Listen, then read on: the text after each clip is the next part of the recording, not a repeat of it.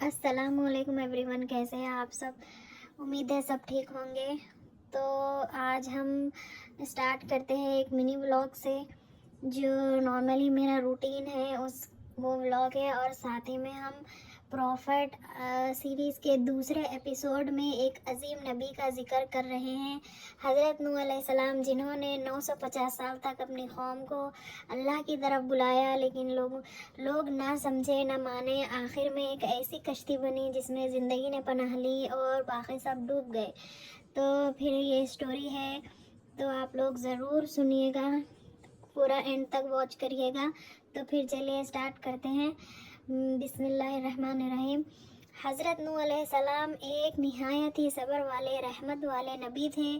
ان کی قوم شرک میں ڈوبی ہوئی تھی، بتوں کی پوجا کرتی تھی، ظلم کرتی تھی۔ انہوں نے اپنی قوم سے کہا، میں تمہارے لیے ایک صاف صفائی کا پیغام لے کر آتا ہوں، صرف اللہ کی عبادت کرو، میں تمہارا سچا نصیحت دینے والا ہوں۔ انہوں نے دن میں دعوت دی، رات میں بھی دی، اکیلے میں بھی سمجھایا، سب کے سامنے بھی سمجھایا، لیکن لوگوں نے کان بند کر لیے اور اپنے کپڑے منہ پر ڈال لیے اور ان کا مذاق بنا دیا۔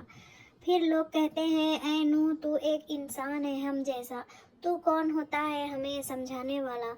کچھ نہ کہو، کچھ اور لوگوں نے بھی یہ بھی کہا کہ اگر اللہ کچھ بھیجنا چاہتا تو فرشتوں سے بھیجتا، تو کیوں آیا؟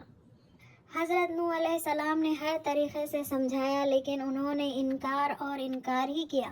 انہوں نے اللہ سے شکوہ نہیں کیا، بلکہ صبر سے کام لیا، 950 سال تک۔ پھر ایک دن اللہ تعالیٰ نے نوح علیہ السلام کو ارشاد فرمایا، اب ان لوگوں میں سے کوئی ایمان نہیں لائے گا سوائے ان کے جو پہلے آ چکے ہیں۔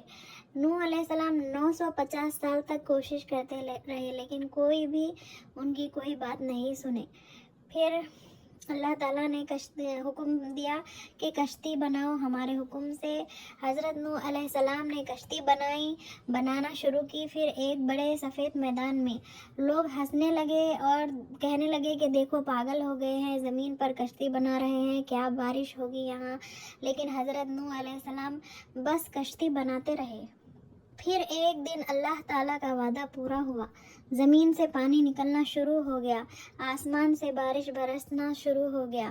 پھر ایک دن اللہ کا وعدہ پورا ہوتے ہوئے دیکھا، اللہ نے فرمایا، ہر جاندار کا ایک جوڑا، جیسے کہ میل اور فیمیل، عورت اور مرد، کشتی میں لے لو۔ نوح علیہ السلام کو فرمایا، اور آپ اپنے ساتھ ان لوگوں کو بھی لے لو جو ایمان لے چکے ہیں۔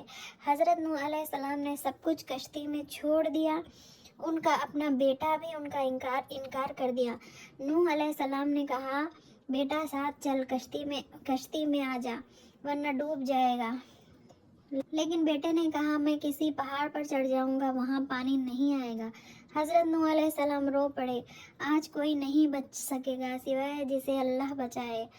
لیکن بیٹا ڈوب گیا اور پانی نے سب کچھ گرا دیا، پورے دنیا کا صفایا ہو گیا۔